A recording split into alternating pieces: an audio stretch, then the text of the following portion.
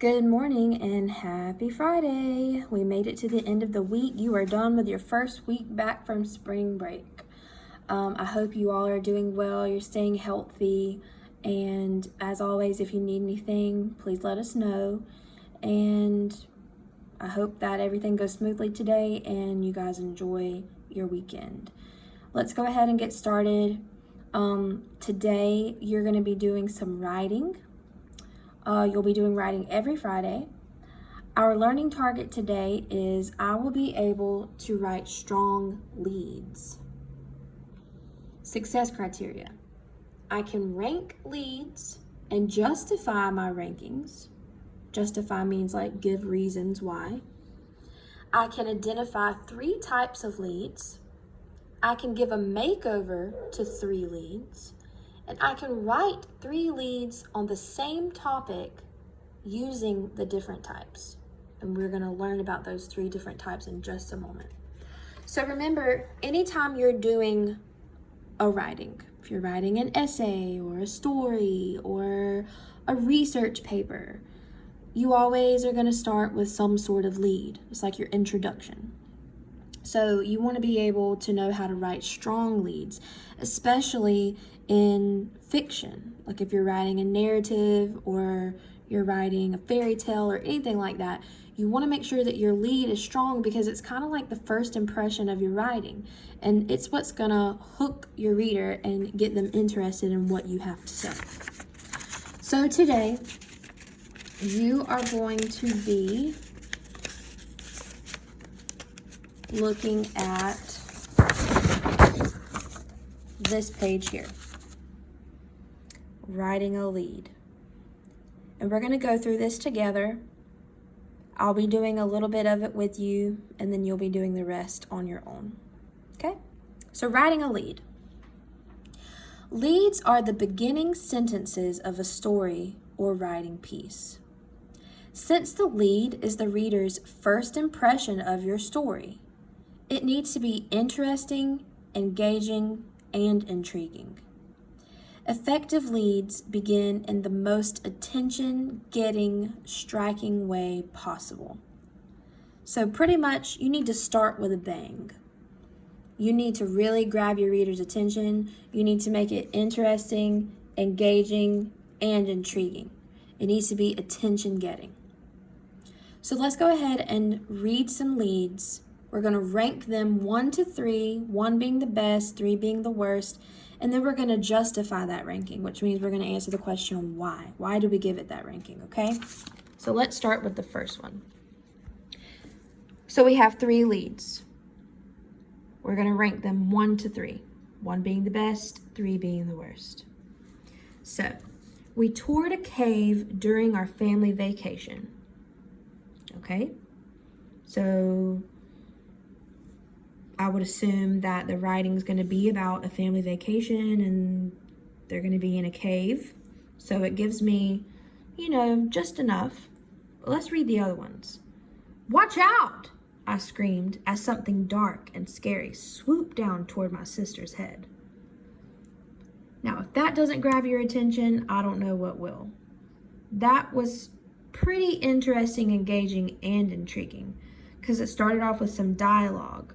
And it sounded kind of scary. It got my attention. And if I were reading this and that was the first sentence, I would definitely want to keep reading. Let's look at the last one. The damp cave sent a shiver down my spine.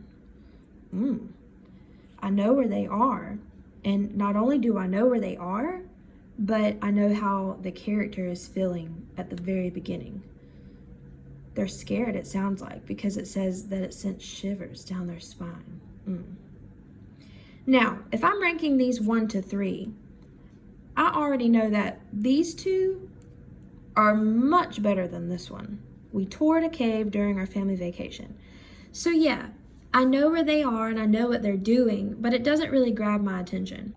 So if I had to rank this 1 to 3, 1 being the best, 3 being the worst, I'd probably give this one a 3, just because these other 2 were better. So this one I would say is the worst out of the 3, and I'm going to put why. So why is this one the worst? I'm going to put although I know where they are, it's not interesting, engaging, or intriguing. And remember, a strong lead is the first impression. It's interesting, engaging, and intriguing. So both of these were pretty interesting, engaging, and intriguing. This one, not so much. So I give that one a 3. When you start to do this on your own, you're going to come back and you're going to rank these. So remember, you have a 1 and a 2 left. 1 being the best, 2 being like in between.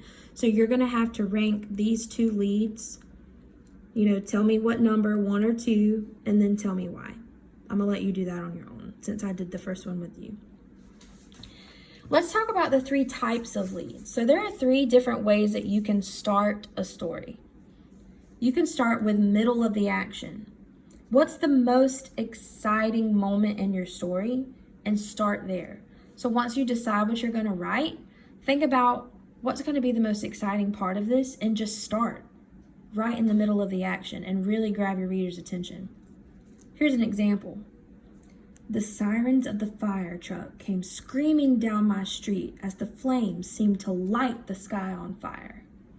Could you imagine opening up a book and that's the first sentence? I would definitely want to keep reading. The second type is sensory details. So grab your reader's attention by creating a picture in your reader's mind with the 5 senses. So remember your 5 senses. You can touch, you can see, you can smell, you can hear, and you can taste. So you want to think about that when you start and try to get inside of your reader's mind and make them see or hear or even smell just by using words. The thick smoke of the warehouse fire blackened the sky and smelled of burning tires. Now, if you've ever smelled burning rubber or burning tires, you know that is a very specific, strong smell. So if I started to read this, and this was the first sentence, not only can I see the thick black smoke covering the sky, but I can only imagine the smell of the burning rubber tires. That's a really good lead. Let's look at the last type. Begin with dialogue. Start with someone speaking to draw readers into your writing. So that's like this one up here. See the quotation marks? That lets us know that someone's talking.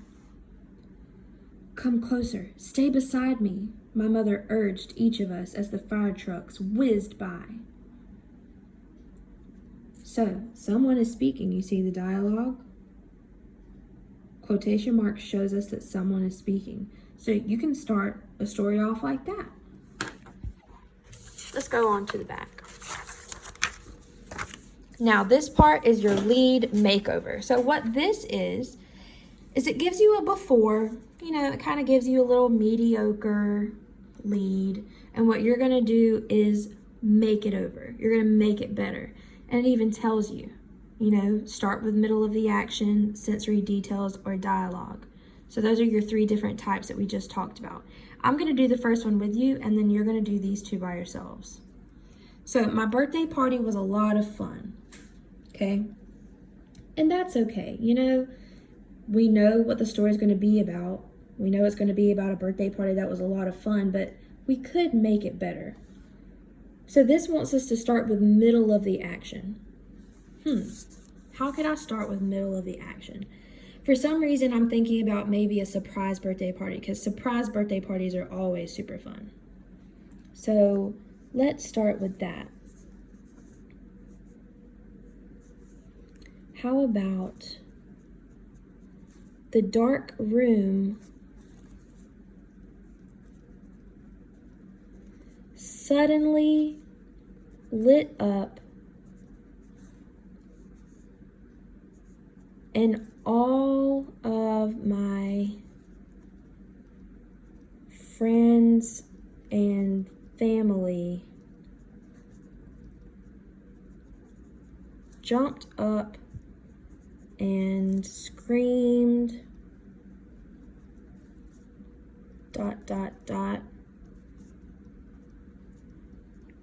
happy birthday.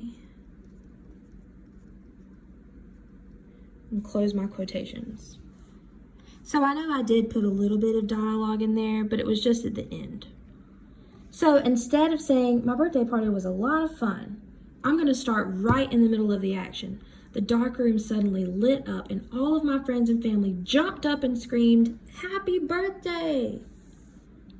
I think that is much better than that. When you start to do this page on your own, you'll do these two, except you're going to be using the two other types.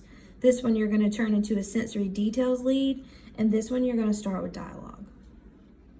All right, the last thing that you're going to be doing today on here, you are going to write 3 different leads using the 3 different types: middle of action, sensory details, and dialogue.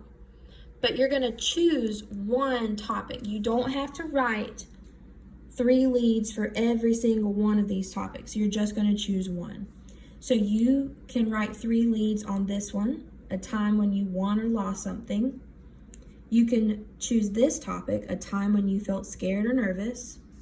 Or you can do this topic, improve the lead in your current writing piece. So if you've already been writing something, or you want to use something that's in your writing journal and you just want to make it better, you can do that. But whatever topic you choose, whichever one you decide to do, you are writing 3 leads for that one topic. They're just going to be 3 different types of leads. So 1, you're going to start right in the middle of the action. 1, you're going to do sensory details. Remember the 5 senses, really trying to get your readers to see and feel and smell whatever's going on. And then the last one, you're going to start with some dialogue. So someone's going to be speaking. Don't forget to use quotation marks and the proper punctuation when you're doing dialogue. Because if you don't have any quotation marks, then your reader can't see that anybody's talking and it's not going to make any sense. Don't forget that if you get stuck on this, go back and refer to your learning target and success criteria for writing today. And then you can always re-watch this video if you need some extra explaining. If you have any questions or concerns, just let me know. I hope you guys enjoy your weekend, and I will talk to you on Monday. Bye-bye.